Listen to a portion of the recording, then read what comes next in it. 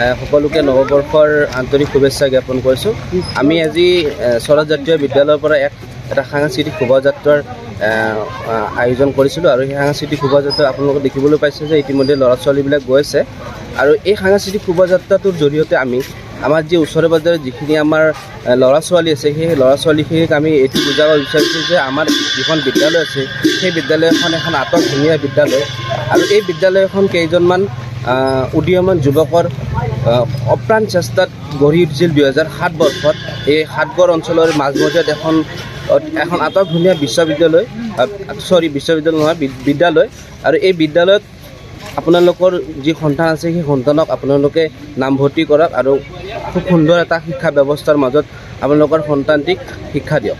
এইখিনি নাম হৈছে স্বৰাজ জাতীয় বিদ্যালয়। আমাৰ বিদ্যালয়খন 2007 8 জানুৱাৰী তাৰিখে ষ্টাব্লিছ হৈছিল আৰু আজি আমাৰ এই শোভাযাত্ৰাত আমি ল'ৰা ছোৱালীখিনিক আমি শৈক্ষিক দিশত কেনেদৰে আমি আগবঢ়াই নিব পাৰোঁ সেইটোৱে আমি মানে আজি সেই উপলক্ষে আমি আগবাঢ়ি আহিছোঁ, ওলাই আহিছোঁ আৰু সকলোকে কেনেদৰে আমি আমাৰ সংস্কৃতিটো বজাই ৰাখিবৰ কাৰণে আমাৰ ল'ৰা ছোৱালীখিনিক আমি মানে আগ্ৰহিত কৰিব পাৰোঁ সেইটোৱে আমি কামনা কৰি আজি আমি এই শোভাযাত্ৰাটো আৰম্ভ কৰিছোঁ।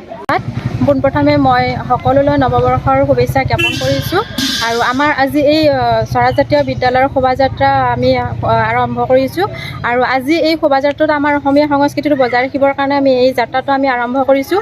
আমাৰ ইয়াতে আছে বিয়ানাম, বিহুগীত, জিকিৰ, শংকৰাজানৰ দেশ সেই হিচাপে আমাৰ জিকিৰ আছে, তাৰপিছত লগতে আমাৰ নাম শিকাইছোঁ আৰু বিহুগীত শিকাইছোঁ।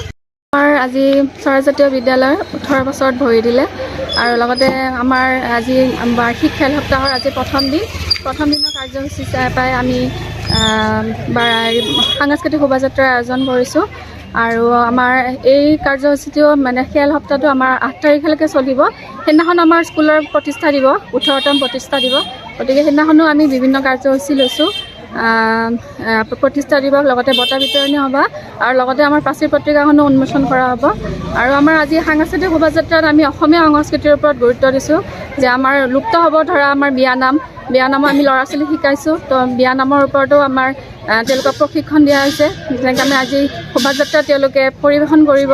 লগতে হোলী গীত, বৰপেটাৰ আমাৰ যিটো দৌল উৎসৱ সেইটোও আমি গুৰুত্ব দিছোঁ আৰু তাৰপিছত জিকিৰ, আমাৰ শংকৰাজানৰ দেশ, আমি নাম শিকাইছোঁ, শংকৰদেৱৰ নাম শিকাইছোঁ, লগতে জিকিৰ শিকাইছোঁ আমি। তো এইখিনিও পৰিৱেশন কৰিব, লগতে বিহুটো থাকিবই। আমি যাতে আমাৰ ল'ৰা ছোৱালীখিনি আগন্তুক আমাৰ যিটো তেওঁলোকে আমাৰ ভাৱধাৰাটো লৈ যাব পাৰে তাৰ কাৰণে আমি সিহঁতক প্ৰশিক্ষণ দিছোঁ। এইখিনিয়ে কাৰ্যসূচী হৈছে আমাৰ।